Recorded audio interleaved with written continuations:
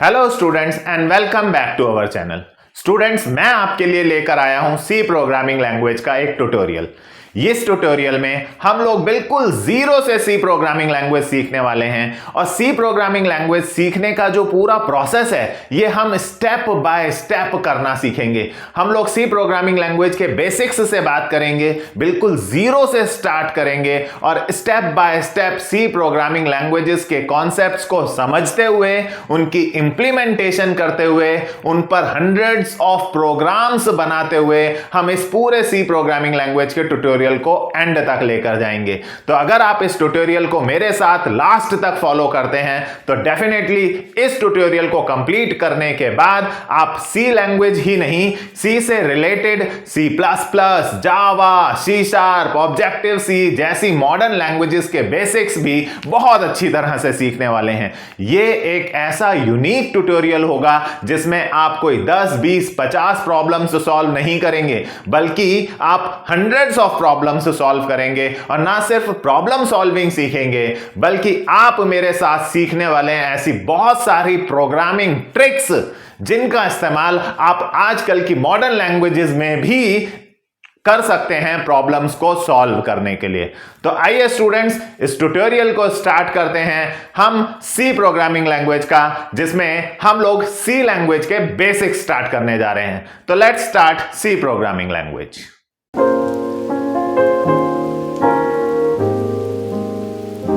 Students, C एक programming language है।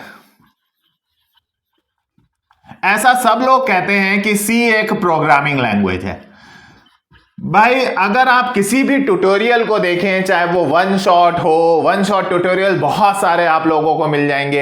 ऐसे और भी कई ट्यूटोरियल्स जो हमारे को इंटरनेट पर मिलते हैं, सब में यहां से स्टार्ट किया जाता है कि सी एक प्रोग्रामिंग लैंग्वेज है। लेकिन आपने सोचा कि आखिर इसे प्रोग्रामिंग लैंग्वेज क्यों कहा जाता है? अब आप बोलेंगे, कई लोगों के ऐसे आंसर्स होते हैं कि यार इनका इस्तेमाल कंप्यूटर्स में किया जाता है तो ये कंप्यूटर्स की लैंग्वेज है तो प्रोग्रामिंग लैंग्वेज है। नो, आइए हम इसको थोड़ा सा डिटेल में एक्सप्लोर करते हैं। देखिए, इसमें एक टर्म आ रहा है प्रोग्राम, राइट? यानी सी लैंग्वेज के अंदर हम लोग प्रोग्राम्स डेवलपमेंट करते हैं। सी का इस्तेमाल किया जाता है use to develop programs, right? C का इस्तेमाल प्रोग्राम्स डेवलप करने के लिए किया जाता है, प्रोग्राम्स डेवलप करने के लिए। अब ये प्रोग्राम्स क्या चीज है, ये क्वेश्चन उठ बैठेगा, राइट? फिर ये टर्म लैंग्वेज क्या कह रही है, राइट? देखिए, हम लोग जो भी सॉफ्टवेयर चलाते हैं, मान लीजिए आप अपने कंप्यूटर में कोई सॉन्ग प्ले कर रहे हैं, तो वो सॉन्ग किस में प्ले हो रहा है? एक प्रोग्राम में प्ले हो रहा है जिसे मीडिया प्लेयर कहा जाता है, राइट? वो जो मीडिया प्लेयर हम लोग यूज कर रहे हैं, जिसमें हम कोई सॉन्ग या कोई वीडियो हम अपनी प्ले कर रहे हैं, वो जो मीडिया प्लेयर है तो वो भी एक प्रोग्राम, एक सॉफ्टवेयर, एक प्रोग्राम। उस प्रोग्राम के अंदर अगर मैं आम भाषा में बोलूं तो उस प्रोग्राम के अंदर लिखी हुई है कोडिंग, जिसे आम भाषा में लोग कहते हैं हमने कोडिंग की हुई है। बेसिकली वो कोडिंग नहीं, हम टेक्निकल लोगों की भाषा में एक प्रोग्राम के अंदर हम लोग जो लिखते हैं वो लिखते हैं इंस्ट्रक्शंस। सो यही हमारी डेफिनेशन होती है एक प्रोग्राम की। A program is a set of instructions, right? बहुत सारी इंस्ट्रक्शंस लिखी जाती हैं एक प्रोग्राम के अंदर, जिन्हें हमारा सीपीयू एग्जीक्यूट करता है और इन इंस्ट्रक्शंस को एग्जीक्यूट करने के बाद जो रिजल्ट होता है उसे हम इस प्रोग्राम का आउटपुट मानते हैं। फॉर एग्जांपल, अगर मीडिया प्लेयर आप लोग चला रहे हैं, एमएस वर्ड अगर आप लोग चला रहे हैं, ब्राउजर अगर आप लोग चला रहे हैं, तो इस प्रोग्राम, ब्राउजर प्रोग्राम के अंदर ऐसी बहुत सारी इंस्ट्रक्शंस लिखी हैं जो किसी ना किसी प्रोग्रामिंग लैंग्वेज में लिखी हुई हैं और उस प्रोग्रामिंग लैंग्वेज कि वो जो इंस्ट्रक्शंस हैं वो इंस्ट्रक्शंस सीपीयू एग्जीक्यूट करता है और बदले में आपको जो आउटपुट मिलता है वो ब्राउजर का आउटपुट मिलता है, मीडिया प्लेयर का आउटपुट मिलता है। तो बेसिकली हर प्रोग्राम के अंदर, जिसे आप देशी भाषा में कहते हैं ना कोडिंग लिखी गई है, वो कोडिंग ही इन इंस्ट्रक्शंस को कहा जाता है। ये इंस्ट्रक्शंस ही हैं जो एक प्रोग्रामिंग लैंग्वेज में लिखनी सिखाई जाती हैं। हम प्रोग्रामिंग लैंग्वेज के अंदर बेसिकली चाहे सी हो, चाहे C++ हो, चाहे जावा हो, C# हो, पाइथन हो, ऐसी आप किसी भी प्रोग्रामिंग लैंग्वेज की बात करिए, हर प्रोग्रामिंग लैंग्वेज में आपको इंस्ट्रक्शंस लिखनी ही सिखाई जाती हैं। उन इंस्ट्रक्शंस से गोल जो अचीव होता है वो प्रोग्राम का होता है।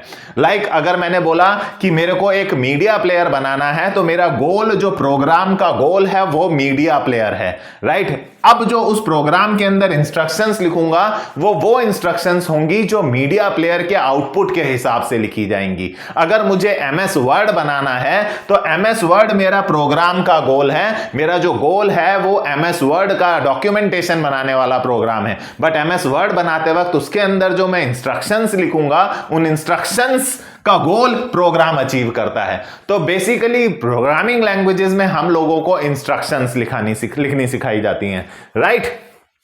अब ये जो इंस्ट्रक्शंस होती हैं, जैसे हम लोग इंग्लिश की बात करते हैं तो इंग्लिश में हम लोग सेंटेंसेस लिखते हैं, उन सेंटेंसेस से पैराग्राफ बनता है। अब इंग्लिश की अगर मैं बात करूं तो मान लीजिए मैंने आपको बोला कि एडवांटेजेस ऑफ कंप्यूटर्स पर आप लोगों को एक पैराग्राफ लिखना है, राइट। मैंने आपको एक गोल दे दिया और मैंने कह दिया कि एडवांटेजेस ऑफ कंप्यूटर्स पर आपको एक पैराग्राफ लिखना है। अब जब आपको एक गोल मिल गया तो अब आप इस पैराग्राफ के अंदर, ये जो पैराग्राफ आपको लिखने को कहा गया है, उस पैराग्राफ के अंदर बेसिकली आप लिखेंगे सेंटेंसेस, राइट। और उन सेंटेंसेस को इकट्ठा करके आप कहेंगे मैंने पैराग्राफ लिख दिया जिसका गोल था एडवांटेजेस ऑफ कंप्यूटर्स। सेम यहां पर मैं बात कर रहा हूं, मैंने आपको बोला मुझे डॉक्यूमेंटेशन करनी है, मुझे एक कोई डॉक्यूमेंट बनाना है, ये दिया मैंने एक गोल।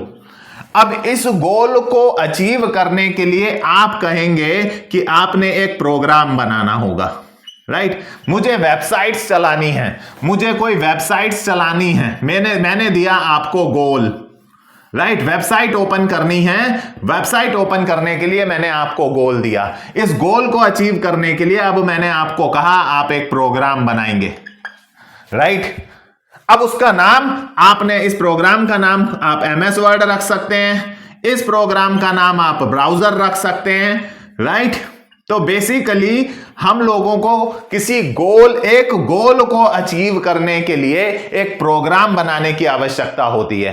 किसी कंप्यूटराइज्ड टास्क को परफॉर्म करने के लिए एक प्रोग्राम की डेफिनेशन भी हम कहते हैं program is a set of instruction. और साथ ही साथ हम हमेशा ये बात आप ध्यान रखिएगा, वन प्रोग्राम जो होता है वो वन गोल को अचीव करने के लिए ही बनाया जाता है, राइट। अब इस प्रोग्राम को हमें बनाने का टास्क मिला है जिसका नाम आप कुछ भी रखिए। इस प्रोग्राम का गोल क्या है? डॉक्यूमेंटेशन करनी है। इस प्रोग्राम का गोल क्या है जी? वेबसाइट ओपन करनी है। तो अब इस प्रोग्राम के अंदर हमें लिखनी होंगी इंस्ट्रक्शंस, राइट। इंस्ट्रक्शंस लिखनी होंगी और ये इंस्ट्रक्शंस लिखी जाती हैं किसी ना किसी प्रोग्रामिंग लैंग्वेज में, किसी ना किसी प्रोग्रामिंग लैंग्वेज में ही ये इंस्ट्रक्शंस लिखी जाती हैं, राइट। जैसे ये सेंटेंसेस हम इंग्लिश में लिख सकते हैं, राइट। अगर हिंदी में बोला गया है तो आप हिंदी में लिख सकते हैं। इनकी ये भी क्या है? ये भी तो नेचुरल लैंग्वेजेस ही हैं, राइट। तो नेचुरल लैंग्वेज में ही आप लोगों ने सेंटेंसेस लिखे, उन सेंटेंसेस को इकट्ठा करके प्रोग्राम बन गया, पैराग्राफ बन गया, पैराग्राफ से आपका गोल अचीव हो गया। सिमिलरली प्रोग्रामिंग लैंग्वेजेस के अंदर हमें इंस्ट्रक्शंस लिखनी सिखाई जाती हैं तरह तरह के गोल्स को अचीव करने के लिए, कि ब्राउजर के हिसाब से कैसे इंस्ट्रक्शंस लिखनी है, MS वर्ड के गोल के अचीव करने के लिए हर अलग अलग सिनेरियो के हिसाब से हमें इंस्ट्रक्शंस लिखनी सिखाई जाती हैं प्रोग्रामिंग लैंग्वेजेस में, और इन इंस्ट्रक्शंस से हमारा प्रोग्राम बनता है, राइट। तो बेसिकली जब आपको प्रोग्राम लिखने के लिए कहा जाता है तो आपसे कहा जाता है कि आप इंस्ट्रक्शंस लिख रहे हैं। बेसिकली प्रोग्राम आपको पेपर में भी, कहीं भी, किसी भी यूनिवर्सिटी के पेपर में ऐसे मिलेगा कि एक प्रोग्राम बनाइए फॉर दिस पर्पस, एक प्रोग्राम बनाइए फॉर दिस पर्पस, एक प्रोग्राम बनाइए जो ये टास्क करता हो। हर बार प्रोग्राम का एक गोल मिलेगा और उस गोल को अचीव करने के लिए आप लोगों को उसके हिसाब से इंस्ट्रक्शंस लिखनी होंगी। अब भाई जब हम इंग्लिश लिखते हैं, सेंटेंसेस लिखते हैं, तो यहां हम कोई लैंग्वेज यूज कर रहे हैं, इंग्लिश, हिंदी, इन सब के पास अपनी एक ग्रामर होती है, राइट? इन सब के पास अपनी ग्रामर या व्याकरण होती है। सिमिलरली इन इंस्ट्रक्शंस को लिखने के लिए भी एक ग्रामर होती है, जो ग्रामर चाहिए हमें। विदाउट ग्रामर आप कोई इंस्ट्रक्शंस नहीं लिख सकते। विदाउट ग्रामर आप इंग्लिश में, हिंदी में कोई वाक्य, कोई सेंटेंस नहीं लिख सकते। सिमिलरली इंस्ट्रक्शंस लिखने के लिए भी आपको कोई ग्रामर चाहिए, और ग्रामर, प्रोग्रामिंग लैंग्वेजेस की ग्रामर को सिंटैक्स कहा जाता है। राइट? ये देखिए लैंग्वेज वर्ड इसीलिए आया है क्योंकि इसके पास भी अपनी एक ग्रामर है। राइट? तो प्रोग्राम्स लिखने के लिए एक लैंग्वेज, वर्ड को समझिए, प्रोग्रामिंग लैंग्वेज को एक्सप्लोर कर रहा हूं। अभी मैं सी लैंग्वेज क्या होती है, सी लैंग्वेज में कैसे काम करते हैं, उन सब बातों पे आ ही नहीं रहा। ये प्रोग्रामिंग लैंग्वेज ही क्यों है? क्योंकि इसे प्रोग्रामिंग लैंग्वेज हम इसलिए कह रहे हैं क्योंकि इसका इस्तेमाल करके प्रोग्राम्स बनाए जाते हैं। प्रोग्राम्स बेसिकली किसी टास्क को ऑटोमेट करने के लिए बनाए जाते हैं, किसी काम को कंप्यूटराइज्ड करने के गोल के साथ बनाए जाते हैं। कोई काम कंप्यूटराइज्ड मैनर में करना हो, कंप्यूटराइज्ड वे में करना हो, तो हम लोग प्रोग्राम्स बनाते हैं। लेकिन उन प्रोग्राम्स के अंदर जो कोड लिखा जाता है वो कोड इंस्ट्रक्शंस कहलाता है। और ये इंस्ट्रक्शंस जो लिखी जाती हैं, ये इंस्ट्रक्शंस किसी लैंग्वेज में लिखी जाती हैं जिस लैंग्वेज के पास अपनी खुद की ग्रामर हो। तो पूरा वर्ड समझिए, प्रोग्रामिंग लैंग्वेज। प्रोग्राम बनाने के लिए जो इंस्ट्रक्शंस लिखनी है, उस इंस्ट्रक्शंस की लैंग्वेज, ग्रामर उसको बताएगी कि किस प्रकार की इंस्ट्रक्शंस लिखनी है। सी हुआ, C++ हुआ, जावा हुआ, C# हुआ, ये सब, पाइथन हुआ, ये सब प्रोग्रामिंग लैंग्वेजेस हैं। सब की सब प्रोग्रामिंग लैंग्वेजेस हैं जिनमें अपनी अपनी ग्रामर यानी अपना अपना सिंटैक्स है, और उन सिंटैक्स के हिसाब से आपको इंस्ट्रक्शंस लिखनी होंगी।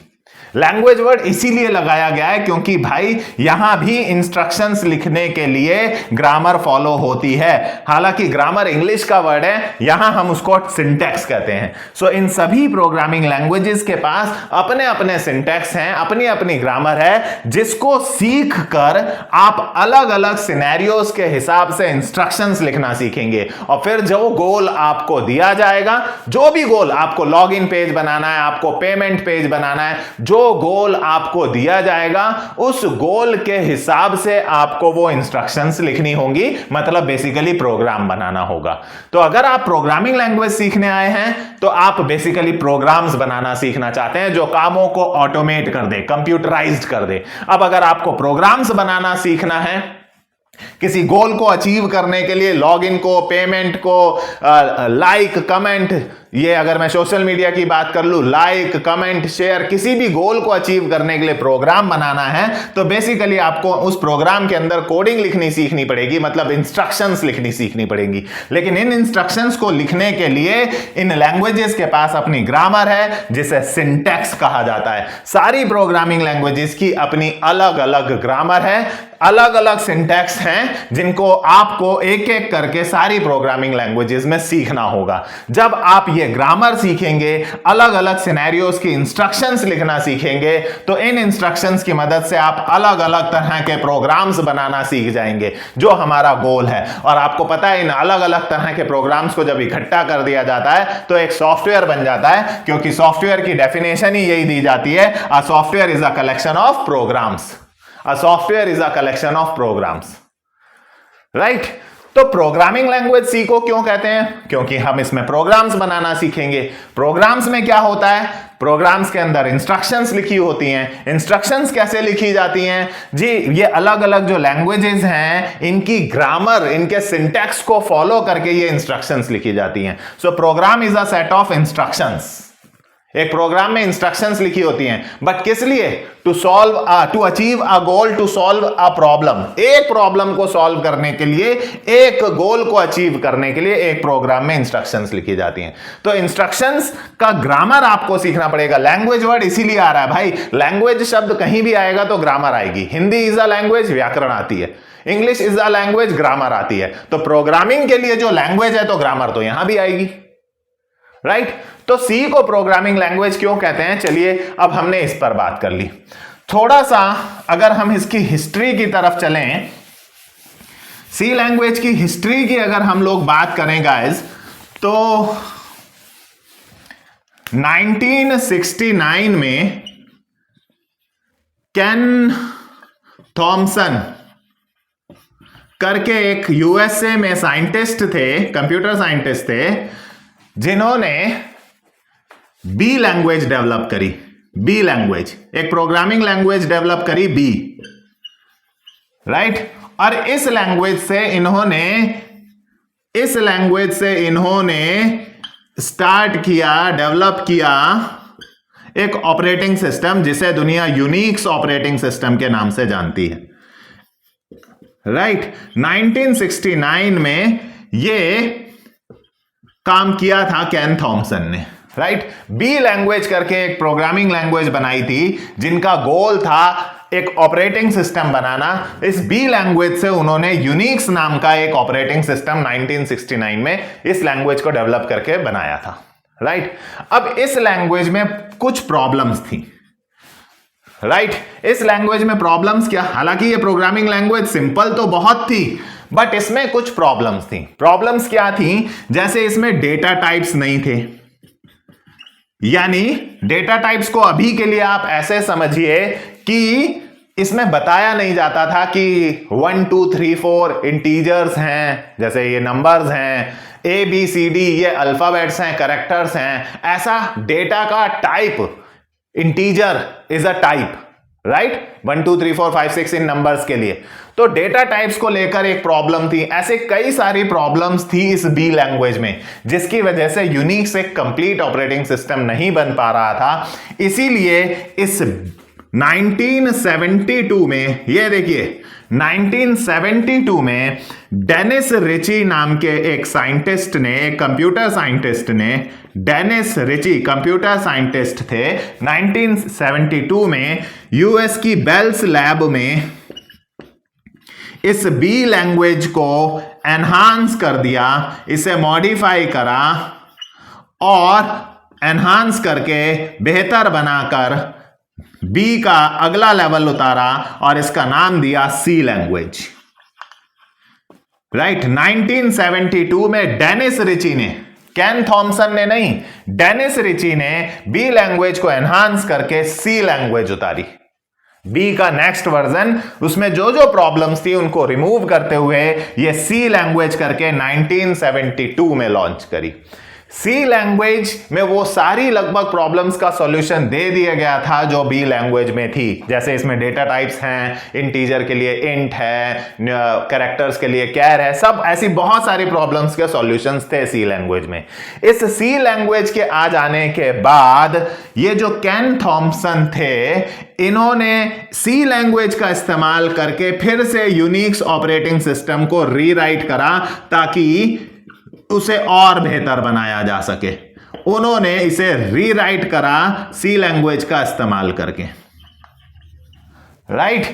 तो सी लैंग्वेज यानी ये जो यूनिक्स ऑपरेटिंग सिस्टम है जो आज के दौर में लिनक्स बन चुका है, ये पूरा का पूरा सी लैंग्वेज में ही बना हुआ है। सी लैंग्वेज में बना हुआ पूरा का पूरा ऑपरेटिंग सिस्टम। देखिए यहां से हमें एक बात समझ में आ रही है कि सी लैंग्वेज किस लिए इस्तेमाल होती है। देखिए कई लोगों के दिमाग में क्वेश्चन आता है कि भाई इतनी सारी प्रोग्रामिंग लैंग्वेजेस क्यों हैं, सी, C++, जावा, पाइथन, इतनी। यार इन सब से अलग अलग तरह के एप्लीकेशंस हम लोग बना जाते हैं। फॉर एग्जांपल आजकल पाइथन आप लोग बहुत सुन रहे हैं। पाइथन का इस्तेमाल मशीन लर्निंग में किया जा रहा है, राइट। रोबोटिक्स में किया जा रहा है, AI में इस्तेमाल किया जा रहा है। पाइथन का वहां पर्पज है, एक एग्जाम्पल के तौर पर ले रहे हैं, राइट। जावा का इस्तेमाल आपने फोन में एंड्रॉइड देखे होंगे, एंड्रॉइड के एप्लीकेशंस, एंड्रॉइड के जितने भी एप्लीकेशंस आप लोग चला रहे हैं एंड्रॉइड फोन में, ज्यादातर जावा बेस्ड हैं। एंड्रॉइड एप्स जावा वहां भी इस्तेमाल हो रही है, जावा वेब पे भी बहुत इस्तेमाल होती है। सी का इस्तेमाल ऐसे ऑपरेटिंग सिस्टम जैसे एप्लीकेशंस बनाने के काम आ जाता है, राइट। सी में ऑपरेटिंग सिस्टम्स बन जाते हैं, कंपाइलर्स, ऐसे बहुत सारी चीजें हैं जो सी लैंग्वेज में भी बन जाती हैं। तो प्रोग्रामिंग लैंग्वेजेस इतनी सारी इसलिए हैं क्योंकि इन सब का अपना अपना अलग अलग एक पर्टिकुलर डोमेन एरिया है कि जी इस लैंग्वेज से इस तरह के एप्लीकेशंस बेहतर बनते हैं, राइट। तो बी लैंग्वेज को एनहांस करा डेनिस रिची ने 1972 में बेल्स लैब यूएसए में करा, राइट। तो इन्वेंटर कौन हुआ सी लैंग्वेज का? सी लैंग्वेज का इन्वेंटर डेनिस रिची को कहा जाता है क्योंकि उन्होंने ही बनाई थी। और इनके बाद केन थॉमसन ने केन थॉमसन ने अपने ऑपरेटिंग सिस्टम को रीराइट किया था जी? उन्होंने अपने ऑपरेटिंग सिस्टम को रीराइट करके यूनिक्स ऑपरेटिंग सिस्टम पूरा का पूरा सी लैंग्वेज में बनाया, राइट। ये तो हो गई सी लैंग्वेज की अपनी एक हिस्ट्री। आइए आगे बढ़ते हैं। अब सी लैंग्वेज पर और थोड़ा सा अगर बात की जाए तो देखिए, अगर आप लोग सी लैंग्वेज में कोई प्रोग्राम बनाना सीखना चाहते हैं, किसी प्रॉब्लम को सॉल्व करने के लिए अगर आप सी लैंग्वेज में कोई प्रोग्राम बनाना सीखना चाहते हैं, राइट, हम एक प्रोग्राम बनाना, तरह तरह के प्रोग्राम्स बनाना चाहते हैं सी लैंग्वेज में जो अलग अलग तरह की प्रॉब्लम्स को सॉल्व करें, तो भाई इसको रन कौन करेगा? इसमें जो इंस्ट्रक्शंस आपने लिखी होंगी, एक प्रोग्राम के अंदर जितनी भी इंस्ट्रक्शंस लिखी गई होंगी, इनको एग्जीक्यूट कौन करेगा? एक प्रोग्राम के अंदर लिखी गई सारी इंस्ट्रक्शंस को एग्जीक्यूट करता है सीपीयू, राइट। सीपीयू के द्वारा ही एक प्रोग्राम का एग्जीक्यूशन होता है। प्रोग्राम का एग्जीक्यूशन मैं कॉमन टर्म्स में बोल रहा हूं, बेसिकली उस प्रोग्राम में लिखी गई इंस्ट्रक्शंस का एग्जीक्यूशन होता है। बट इसे जो समझ में आती है, इट अंडरस्टैंड्स बाइनरी, इसे बाइनरी लैंग्वेज समझ में आती है, जिसे मशीन लैंग्वेज भी कहते हैं लोग, राइट, जो कि 010101 की फॉर्म में होती है। टेक्निकली मैं और बात करूं डीप में तो ये 0101 भी फर्दर सिग्नल्स की फॉर्म में होते हैं। आप आगे पढ़ेंगे जैसे जैसे आप लोग अपनी और फर्दर एजुकेशन कंप्यूटर्स में गेन करेंगे, राइट। अब कंप्यूटर्स को, सीपीयू को सिर्फ 0101 की लैंग्वेज समझ में आती है, सिर्फ बाइनरी या मशीन लैंग्वेज में समझ में आती है। बट सी लैंग्वेज में जो आपने प्रोग्राम बनाया है, जो इंस्ट्रक्शंस लिखी हैं, इनमें कई सारे इंग्लिश जैसे वर्ड्स भी हैं। ये एक हाई लेवल लैंग्वेज भी कही जाती है। इसमें कई सारे इंग्लिश जैसे वर्ड्स आप यूज करेंगे। आप यूज करेंगे इफ, आप यूज करेंगे स्विच, आप यूज करेंगे मेन, आप यूज करेंगे इंक्लूड। ये सारे इंग्लिश जैसे वर्ड्स हैं। अब इन इंग्लिश जैसे वर्ड्स को वो तो समझने से रहा, क्योंकि वो हर चीज सिर्फ 0101 की भाषा में समझ में आती है। तो अगर स्टूडेंट्स हम बात करें कि सपोज मुझे अगर हिंदी समझ में आती है और आपको अगर इंग्लिश समझ में आती है, तो हम दो पार्टीज कभी भी डायरेक्टली कम्युनिकेट नहीं कर सकते। हमें बीच में चाहिए होगा, वी नीड अ ट्रांसलेटर। हमें बीच में एक ट्रांसलेटर चाहिए होगा जो मेरी बात आपको समझाए, आपकी बात मुझे समझाए। सिमिलरली अगर आप सी लैंग्वेज में कोई प्रोग्राम बना रहे हैं तो इस प्रोग्राम को डायरेक्टली सीपीयू नहीं चला पाएगा। इसके लिए बीच में आपको एक दूसरा प्रोग्राम चाहिए होगा जिसे ट्रांसलेटर कहा जाता है। यह भी एक प्रोग्राम ही है। यह क्या करेगा? आपके सी लैंग्वेज के प्रोग्राम को लेगा, राइट। इस ट्रांसलेटर को सी लैंग्वेज में हम लोग कंपाइलर प्रोग्राम भी कहते हैं, ठीक है। यह आपके सी लैंग्वेज प्रोग्राम को लेगा और कन्वर्ट कर देगा into binary language so that CPU can understand. उसे कन्वर्ट कर देगा इनटू बाइनरी लैंग्वेज, वो उसे बाइनरी लैंग्वेज में कन्वर्ट कर देगा, right, so that CPU can understand it. CPU उसे रन कर सके, अंडरस्टैंड करने के बाद उन इंस्ट्रक्शंस का एग्जीक्यूशन भी कर सके। क्योंकि सीपीयू को एक बार बाइनरी समझ में आ गई तो वो अब उसको एग्जीक्यूट कर लेगा। तो इस कंपाइलर नाम के ट्रांसलेटर प्रोग्राम का पर्पस है, ये भी एक प्रोग्राम ही का पर्पस ही यही होता है कि वो नॉन मशीन लैंग्वेज को, सभी प्रोग्रामिंग लैंग्वेजेस में कहीं ना कहीं ट्रांसलेटर प्रोग्राम होता है। ये ट्रांसलेटर्स कंपाइलर्स होते हैं, इंटरप्रेटर्स होते हैं और लगभग सभी प्रोग्रामिंग लैंग्वेज में है। C++ में, जावा में, C# में, सब में, पाइथन में, सब में ये ट्रांसलेटर प्रोग्राम्स होते हैं। बिकॉज सीपीयू को तो जो समझ में आता है वो बाइनरी लैंग्वेज है, 0101 की फॉर्म में समझ में आता है, और आप लोग जावा, C#, पाइथन जैसी मॉडर्न लैंग्वेजेस यूज कर रहे हैं जो कि उसे समझ में नहीं आएगा। इसलिए आपको एक ट्रांसलेटर प्रोग्राम की जरूरत होगी जिसे हम कंपाइलर कह रहे हैं। सी में वो कंपाइलर प्रोग्राम है जो आपके इस हाई लेवल सी लैंग्वेज प्रोग्राम को बाइनरी में, मशीन में कन्वर्ट कर देगा और सीपीयू उसे समझ लेगा और उसके बाद सीपीयू आपको आउटपुट जनरेट कर देगा, राइट। तो ये एक इंटरनल है स्ट्रक्चर कि कैसे आपका सी लैंग्वेज का प्रोग्राम सीपीयू तक जाएगा और सीपीयू उसे चलाएगा। मैंने यहां इंस्ट्रक्शन एग्जीक्यूशन लिखी है क्योंकि as a technical people we know कि प्रोग्राम नहीं, उसके अंदर लिखी गई इंस्ट्रक्शंस ही एग्जीक्यूट होती हैं, राइट। ओवरऑल आप कह सकते हैं कि एक प्रोग्राम एग्जीक्यूट हो रहा है। आइए अगर हम बात करें, अब अगर आप लोग इंग्लिश पढ़ने जाते हैं या हिंदी पढ़ने जाते हैं तो इंग्लिश का भी अपना एक बेसिक स्ट्रक्चर होता है। अगर आप इंग्लिश में कोई सेंटेंस लिखना चाहते हैं तो उसका एक बेसिक स्ट्रक्चर होता है। वो क्या? Subject plus verb plus object. Subject plus verb plus object, ये एक बेसिक स्ट्रक्चर है सी लैंग्वेज का, राइट। सी लैंग्वेज में इंग्लिश लैंग्वेज में कोई भी सेंटेंस लिखने के लिए ये एक बेसिक स्ट्रक्चर है, यही फॉलो किया जाता है। इसमें फिर टेंसेस के हिसाब से वर्ब की फॉर्म्स बदल जाती हैं, हेल्पिंग वर्ब्स आ जाती है, बट बेसिक स्ट्रक्चर यही होता है।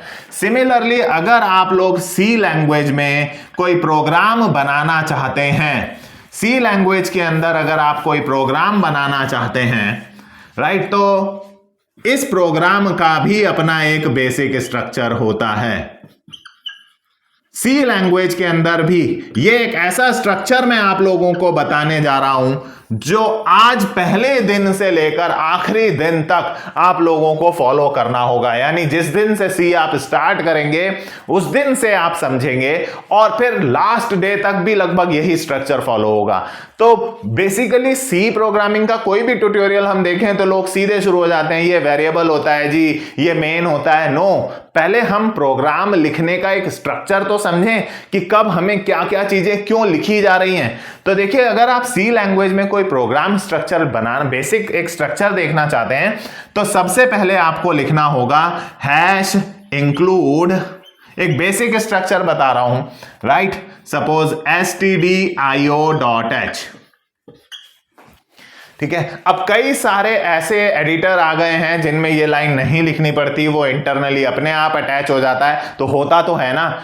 बेसिकली सबसे पहली लाइन आपको ये लिखनी पड़ेगी, फिर आपको लिखना होगा void main, उसके बाद ये यहां पर आप अपनी सारी इंस्ट्रक्शंस लिखेंगे। ये है बेसिक स्ट्रक्चर एक सी प्रोग्रामिंग लैंग्वेज का, और फिर आप यहां पैरेंथेसिस क्लोज करेंगे। ये वो बेसिक स्ट्रक्चर है जो आपको सी लैंग्वेज का पहले दिन से लेकर लास्ट डे तक आपको फॉलो करना है। अब ध्यान से समझिएगा, इसके एक एक वर्ड को हम एक्सप्लोर करने वाले हैं कि आखिर इसको ऐसा क्यों लिखा जाता है, इसमें ये सब चीजों का क्या मतलब है, राइट। तो देखिए, मैंने अभी आपको बताया कि जब हम लोग सी लैंग्वेज में कोई प्रोग्राम लिखते हैं, अगर मान लीजिए मैंने सी लैंग्वेज में एक प्रोग्राम लिखा, तो सबसे पहले इस प्रोग्राम को कंपाइलर के द्वारा मशीन लैंग्वेज में कंपाइलर के द्वारा कन्वर्ट किया जाता है। कौन कन्वर्ट करता है इसे? मशीन लैंग्वेज में कंपाइलर नाम का प्रोग्राम इसे मशीन लैंग्वेज में या बाइनरी लैंग्वेज में कन्वर्ट करता है, राइट। और फिर इस मशीन लैंग्वेज को रन किया जाता है, इस मशीन लैंग्वेज में कन्वर्ट की गई इंस्ट्रक्शंस को सीपीयू के द्वारा रन किया जाता है। आपको मैंने यह बताया।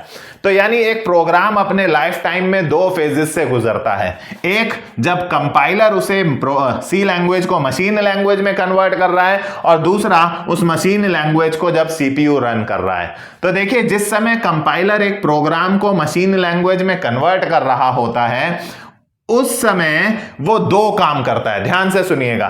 पहला, फर्स्ट काम वो करता है, आपने जो भी उस प्रोग्राम में इंस्ट्रक्शंस लिखी हैं उनकी ग्रामर चेक करता है, उनका सिंटैक्स चेक करता है कि आपने जो जो इंस्ट्रक्शंस लिखी हैं वो उस प्रोग्रामिंग लैंग्वेज की, अगर मैं सी की बात करूं तो क्या सी लैंग्वेज की ग्रामर के हिसाब से आपने इंस्ट्रक्शंस लिखी गई हैं। यहां जो आप इंस्ट्रक्शंस लिखेंगे, ये कंपाइलर पहले उनकी ग्रामर, उनका सिंटैक्स चेक करेगा कि आपने जो ग्रामर मतलब जो इंस्ट्रक्शंस लिखी हैं वो as per the grammar, as per the syntax लिखी हैं या नहीं।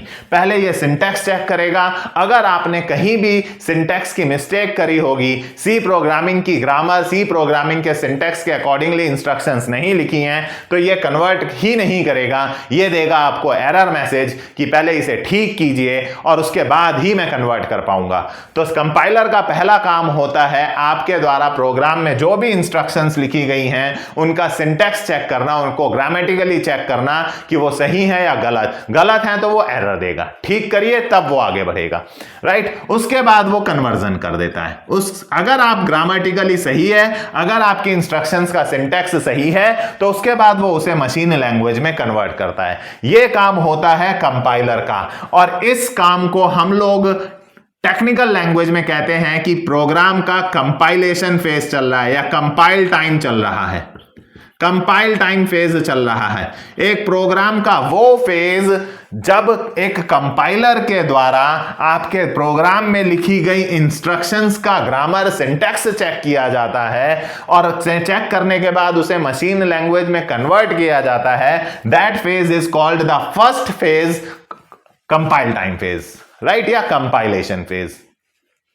उसके बाद जब इस प्रोग्राम को सीपीयू के द्वारा रन किया जा रहा होता है तो इसे हम लोग रन टाइम फेज भी कहते हैं। तो एक प्रोग्राम के लाइफ में दो फेजेस हो गए भाई, एक जब कंपाइलर द्वारा उसे कंपाइल किया गया, सिंटैक्स चेकिंग, मशीन लैंग्वेज में कन्वर्ट करना, और दूसरा जब सीपीयू के द्वारा उसे रन किया जा रहा है। यानी एक प्रोग्राम को कंपाइलर भी काम करता है और फिर सीपीयू भी काम करता है, राइट।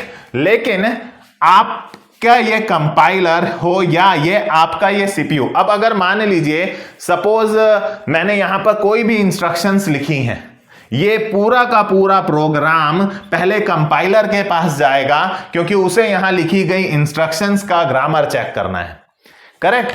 तो भाई यहां ये जो हैश लिखा हुआ है, जरा इसका मतलब समझिए, एक एक करके अब मैं इसको एक्सप्लोर करने जा रहा हूं। इस हैश को हम लोग कहते हैं प्री प्रोसेसर डायरेक्टिव।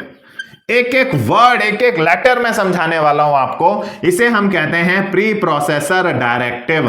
मतलब समझिए, डायरेक्टिव का मतलब कहीं ना कहीं निर्देश होता है, राइट। प्री मतलब पहले से होता है, राइट। प्री मतलब पहले से होता है। तो हम क्या कह रहे हैं, हम बेसिकली पहले से निर्देश देना चाह रहे हैं। हम पहले से ही किसको निर्देश देना चाह रहे हैं, हम पहले से निर्देश दे रहे हैं प्रोसेसर को। कौन सा प्रोसेसर, पहले कौन चलेगा, हम कंपाइलर को। यहां इस प्रोसेसर से बेसिकली हम कंपाइलर को इंडिकेट कर रहे हैं। हम पहले से निर्देश दे रहे हैं। इस हैश का मतलब समझिए, प्री प्रोसेसर डायरेक्टिव कहते हैं हैश को। हम पहले से ही निर्देश दे रहे हैं, किसको निर्देश दे रहे हैं, कंपाइलर को, कि इंक्लूड कर लो। इंक्लूड का मतलब क्या होता है जी, अटैच करना, शामिल करना। किसे इंक्लूड कर लो, इस लाइब्रेरी फाइल को, इस हेडर फाइल को। इसे हेडर फाइल या डिक्शनरी फाइल के नाम से जाना जाता है। स्टैंडर्ड इनपुट आउटपुट कई लोग इसे कहते हैं, इस फाइल की फुल फॉर्म है। इस लाइब्रेरी फाइल को या इस हेडर फाइल को हम निर्देश दे रहे हैं कंपाइलर को पहले से कि अटैच कर लो ये वाली लाइब्रेरी या ये वाली डिक्शनरी फाइल अपने साथ। क्यों यार, अगर मैं आप लोगों से इंग्लिश का कोई बहुत भारी भरकम वर्ड बोलता हूं और आपसे कहता हूं इसका मीनिंग बताओ, तो आप या तो डिक्शनरी में देखोगे या फिर ऑनलाइन किसी डिक्शनरी में ढूंढ के मुझे मीनिंग बताओगे। यानी उस वर्ड का मीनिंग समझने के लिए आपको डिक्शनरी की जरूरत पड़ी। सिमिलरली हम लोग यहां जो भी इंस्ट्रक्शंस लिखेंगे वो अलग अलग गोल्स के हिसाब से लिखेंगे। कभी लॉग इन के लिए, कभी पेमेंट के लिए, कभी लाइक के लिए, कभी कमेंट के लिए, कभी किसी पर्पज, अलग अलग पर्पजेस के लिए इंस्ट्रक्शंस लिखेंगे। भाई इन इंस्ट्रक्शंस का मतलब इस कंपाइलर को नहीं पता। कंपाइलर को यहां लिखी गई इंस्ट्रक्शंस का मीनिंग नहीं पता होता है। वो तो खाली ग्रामर चेक करता है और कन्वर्ट कर देता है। ग्रामर चेक करना जानता है और कन्वर्जन जानता है। बट यहां जो इंस्ट्रक्शंस लिखी गई हैं, अगर उसका मीनिंग ही नहीं पता तो वो कन्वर्ट कैसे करेगा। इसीलिए हम ऊपर उसे डिक्शनरी, आम भाषा में अगर मैं बोलूं तो ये एक तरह की डिक्शनरी है जो हम कंपाइलर को दे रहे हैं कि भाई पहले तो ये डिक्शनरी आम भाषा का वर्ड है, टेक्निकली हेडर फाइल या लाइब्रेरी फाइल ही बोलिए। पहले तो ये डिक्शनरी या पहले तो ये हेडर फाइल अपने साथ अटैच कर ले, अटैच विद प्रोग्राम। भाई कंपाइल, अब जरा इसको ओवरऑल पढ़िए। कंपाइलर को हम निर्देश दे रहे हैं कि पहले तू अटैच कर ले ये वाली डिक्शनरी अपने साथ।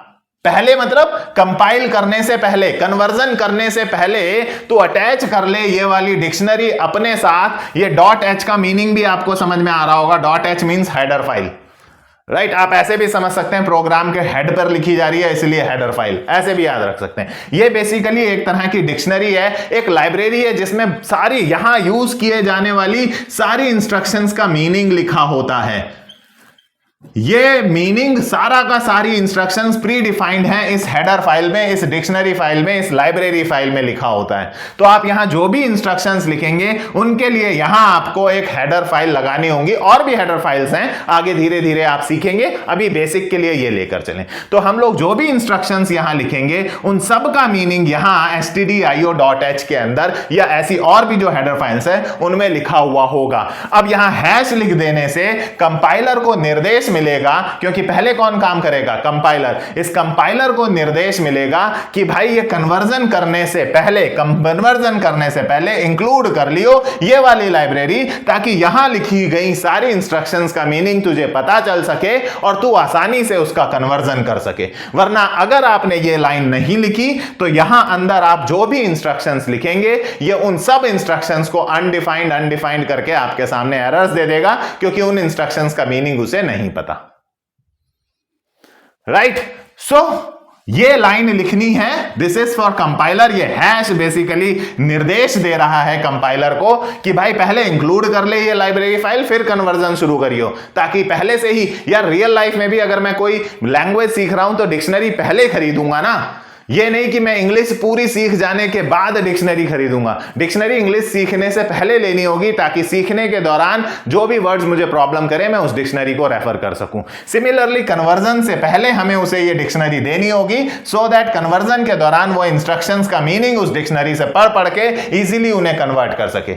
ये काम सीपीयू को क्यों नहीं दिया जा रहा? सीपीयू के पास इतना टाइम नहीं है भाई, उसके पास बहुत सारे प्रोग्राम्स है रन करने को। हम उससे कन्वर्जन करवाएंगे, उसको डिक्शनरी देंगे तो उसका समय वेस्ट होगा। और हम लोग ओवरऑल प्रोग्रामिंग करते वक्त हमेशा सीपीयू का मैक्सिमम यूटिलाइजेशन चाहते हैं। हम चाहते हैं सीपीयू का समय वेस्ट ना हो, सीपीयू का समय बर्बाद ना हो, इसलिए हम उसको सब कुछ पकाकर, सारा ग्रामर चेक करके, सारा कन्वर्जन करके, जब सारी तैयारी हो जाती है तब सीपीयू को बुलाते हैं और वो आके सिर्फ रन करके भाग जाता है, क्योंकि हम सीपीयू का समय बर्बाद नहीं करना चाहते। सो कंपाइलर के ऊपर ये रोल दे दिया गया कि तू सारा काम कर दे, उसके बाद सीपीयू आएगा। तो ये कंपाइलर जिस दौरान कन्वर्जन कर रहा होगा उससे पहले ही, इस हैश की वजह से वो उससे पहले ही उस डिक्शनरी को, उस लाइब्रेरी को अपने साथ अटैच कर लेगा और अंदर लिखी गई सारी इंस्ट्रक्शंस का मीनिंग वहां से पढ़ता जाएगा, ग्रामेटिकली चेक करता जाएगा और कन्वर्ट करता जाएगा मशीन लैंग्वेज में। राइट ये तो हो गया पहली। ये जो आप लेस देन ग्रेटर देन वाले ब्रैकेट्स देख रहे हैं, ये लाइब्रेरी फाइल्स को अटैच करने के लिए इस्तेमाल किए जाते हैं। राइट अब ये मेन क्या है?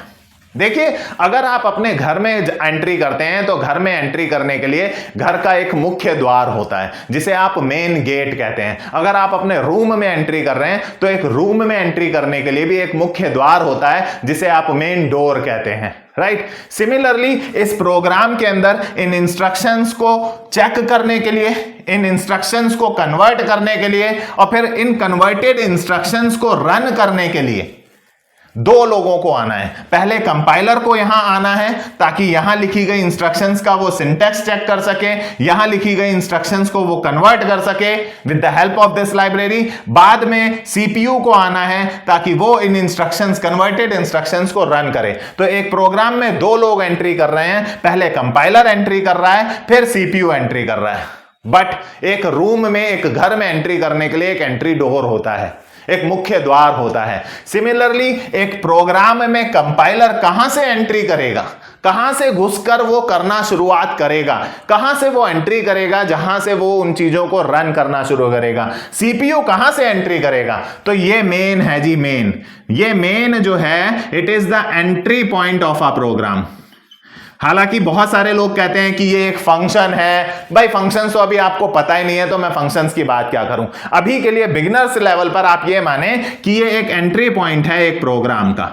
यहां से कौन कौन एंट्री करता है? पहले यहां से कंपाइलर एंट्री करता है जी, ताकि वो इन सब का सिंटैक्स चेक कर सके, इनको मशीन लैंग्वेज में कन्वर्ट कर सके।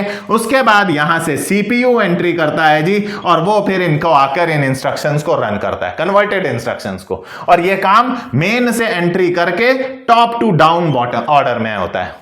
ऊपर से नीचे की ओर होगा, एक एक करके यहां लिखी गई सारी इंस्ट्रक्शंस को सिंटैक्स चेक किया जाएगा, यहां सारी लिखी गई इंस्ट्रक्शंस को कन्वर्ट कर दिया जाएगा, फिर सीपीयू यहां से मेन से एंट्री करेगा, फिर यहां पे लिखी गई इंस्ट्रक्शंस को वो रन करेगा। लेकिन यहां जो आप पैरेंथेसिस देख रहे हैं, इन ब्रैकेट्स को, इन्हें करली ब्रैकेट्स को, जिन्हें इंग्लिश में आप करली ब्रैकेट्स कहते हैं, इन्हें हम यहां पर पैरेंथेसिस कहते हैं। ये पैरेंथेसिस बेसिकली बाउंड्रीज हैं। ये पैरेंथेसिस बेसिकली बाउंड्रीज हैं एक प्रोग्राम की, जो ये तय कर रही हैं कि जब कंपाइलर एंट्री करेगा आपके प्रोग्राम में, जब सीपीयू एंट्री करेगा आपके प्रोग्राम में, तो कहां से शुरू करेगा? यहां से एंट्री करेगा। Main is the entry point of a program, entry यहां से करेगा, बट ये बिगिनिंग होगी एक प्रोग्राम की, यहां से शुरुआत करेगा और यहां पर वो अंत करेगा। जो भी लिखा होगा इसी के अंदर लिखा होगा। कंपाइलर के द्वारा सिर्फ इस ओपन और क्लोज बाउंड्री के बीच में लिखी गई इंस्ट्रक्शंस को ही रन किया जाता है। इस क्लोज बाउंड्री के बाहर वो किसी को भी वैलिड नहीं मानता। हालांकि आगे हम एक टॉपिक पढ़ेंगे फंक्शंस वगैरह, वो हम बनाएंगे बाहरी, बट फिर भी उनको हमें यहां अंदर कॉल कराना पड़ेगा, क्योंकि कंपाइलर है या सीपीयू है, इन लोगों ने, जैसे वो कोर्ट्स में होता है ना कि मैं जो भी कहूंगा, मैं उस ग्रंथ पर हाथ रख के कसम खाता हूं, जो भी कहूंगा सच के सिवा कुछ नहीं कहूंगा। सिमिलरली कंपाइलर और सीपीयू के लिए भी ये तय है, ये जो भी रन करेंगे ओपन कर मेन के अंदर से रन करेंगे, जो भी रन करेंगे मेन के अंदर रन करेंगे, ओपन करली ब्रैकेट से क्लोजिंग करली ब्रैकेट या ओपनिंग पैरेंथेसिस से क्लोजिंग पैरेंथेसिस के बीच में रन करेंगे। तो जो भी इंस्ट्रक्शंस आप ओपनिंग पैरेंथेसिस से क्लोजिंग पैरेंथेसिस के बीच में लिखेंगे, सिर्फ उन्हें ही कंपाइलर के द्वारा कन्वर्ट किया जाएगा, सिर्फ उन्हें ही सीपीयू के द्वारा रन किया जाएगा। तो ध्यान रहे, आज पहले दिन से लेकर आखिरी तक हमेशा लाइब्रेरी जरूर लगाइएगा, वरना कंपाइलर नहीं समझ पाएगा इन इंस्ट्रक्शंस को, तो वो कन्वर्ट नहीं कर पाएगा। मेन जरूर बनाइएगा, वरना कंपाइलर आपके प्रोग्राम में एंट्री नहीं कर पाएगा, सीपीयू आपके प्रोग्राम में एंट्री नहीं कर पाएगा। और जो भी लिखेंगे इस ओपन करली ब्रैकेट, ओपन पैरेंथेसिस से क्लोजिंग पैरेंथेसिस के बीच में ही लिखेंगे, इससे बाहर कुछ नहीं लिखेंगे। राइट? अब यहां एक वर्ड है वॉइड। वॉइड मतलब होता है एम्प्टी, नथिंग। राइट? अभी के लिए आप यह मान के चलिए कि इसका मतलब होता है there is no return statement.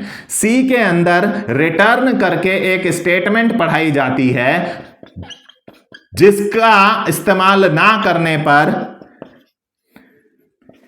आपको वॉइड लिखना होता है। इस मेन के अंदर अगर आपने रिटर्न नाम की स्टेटमेंट नहीं लिखी है, ये सी का लॉ है, अगर रिटर्न नाम की स्टेटमेंट नहीं लिखी है तो आपको यहां खाली लिखना होगा। खाली का मतलब यहां पर रिटर्न नहीं है, ये खाली एक इंस्ट्रक्शंस का सेट है, एक कोड है, यहां कुछ रिटर्न नहीं है।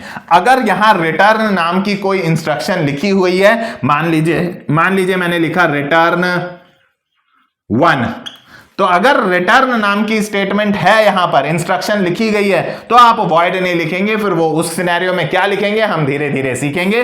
अभी के लिए वॉइड का मतलब आप समझिए, वॉइड तब लिखा जाता है जब आपके मेन में रिटर्न स्टेटमेंट नहीं लिखी गई हो। तो अगर आपने अपने मेन में, क्योंकि अभी आप बिगिनर हैं, बिगिनिंग स्टार्टिंग में आपको रिटर्न का कोई मतलब नहीं है, कोई यूज नहीं है, तो आपको जब आप रिटर्न नहीं लिख रहे तो आप यहां पर बिंदास वॉइड लिखिए, जिसका मतलब आप कंपाइलर को बता रहे हैं कि भाई वॉइड लिख रहा हूं मैं, मतलब मेरे इस मेन में कोई रिटर्न स्टेटमेंट मत ढूंढियो, रिटर्न स्टेटमेंट है ही नहीं, कहीं बेकार में तेरे को सिंटैक्स चेक करते वक्त, कन्वर्जन करते वक्त परेशानी हो। वॉइड लिख करके हम बता दे रहे हैं कि इसमें इंस्ट्रक्शंस में कहीं भी रिटर्न नाम की कोई इंस्ट्रक्शंस नहीं लिखी गई हैं। रिटर्न का पर्पस जब आप आगे सीखेंगे तो मैं आपको बताऊंगा रिटर्न कैसे लिखा जाता है, और फिर उस केस में वॉइड की जगह आपको क्या लिखना है। तो जो भी लिखेंगे ओपन और क्लोजिंग पैरेंथेसिस के बीच में लिखेंगे, मेन के बिना। देखिए सी पढ़िए, C++ पढ़िए, जावा पढ़िए, C# पढ़िए, इन सब में मेन है, इन सब में वॉइड है। और यहां अगर आपको समझ में आ गया तो आपको C++ में भी समझ में आ गया, जावा में भी समझ में आ गया, C# में भी समझ में आ गया, सब जगह वॉइड मेन है। राइट? क्योंकि सब में कंपाइलर और सीपीयू मेन से ही एंट्री करते हैं, मेन से आकर टॉप डाउन मैनर में आपकी इंस्ट्रक्शंस को ऊपर से नीचे की ओर रन करते हैं, ओपन से क्लोजिंग पैरेंथेसिस के। कई बार लोग पढ़ते वक्त छोटी छोटी गलतियां करते हैं, क्लोजिंग पैरेंथेसिस नहीं लगाया। राइट? भाई चलेगा कैसे? वो कहेगा end of file problem occurred, end of file while parsing. Parsing मतलब कंपाइलेशन के दौरान उसे एंड ही नहीं मिला। अब एंड ही नहीं मिला मतलब करली ब्रेसेस आपने नहीं लगाया, क्लोज ही, वो घुस तो गया लेकिन अंत नहीं मिल रहा, तो वो बंद कब करे, कब कंपाइलेशन खत्म करे तो रन होगा ना, क्योंकि कंपाइलेशन फिनिश होने के बाद ही तो रन होना शुरू होगा। तो आपको यही स्ट्रक्चर फॉलो करना है। यहां लिखे गए एक एक वर्ड का मीनिंग मैंने आपके सामने एक्सप्लोर कर दिया। आई होप आप लोगों को यहां समझ में आया होगा। अगर वॉइड मेन यहां समझ में आया तो यकीन मानिए C++, जावा, हालांकि वहां पे पब्लिक स्टैटिक जैसे कुछ और वर्ड्स इंट्रोड्यूस होते हैं जावा में, C# में, लेकिन वॉइड मेन का पर्पस यही है। वॉइड मेन इन सभी चारों लैंग्वेजेस में एक ही मकसद के लिए इस्तेमाल किया जाता है कि एक ऐसा फंक्शन है जो एंट्री पॉइंट कराता है कंपाइलर्स के लिए, सीपीयू के लिए, ताकि वो आकर अपना अपना रोल प्ले कर सकें। तो ये बेसिक स्ट्रक्चर है जो throughout the C language में फॉलो करने वाला हूं। इसी को फॉलो करके हम हमेशा सी लैंग्वेज के प्रोग्राम्स बनाएंगे और आगे की डेवलपमेंट धीरे धीरे देखेंगे।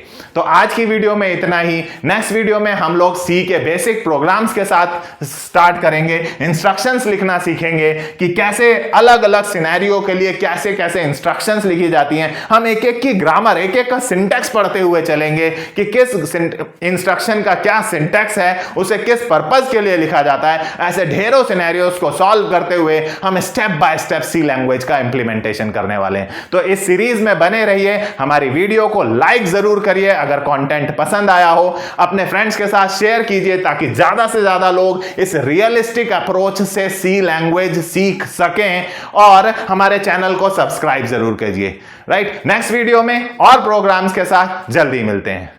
Thank you so much.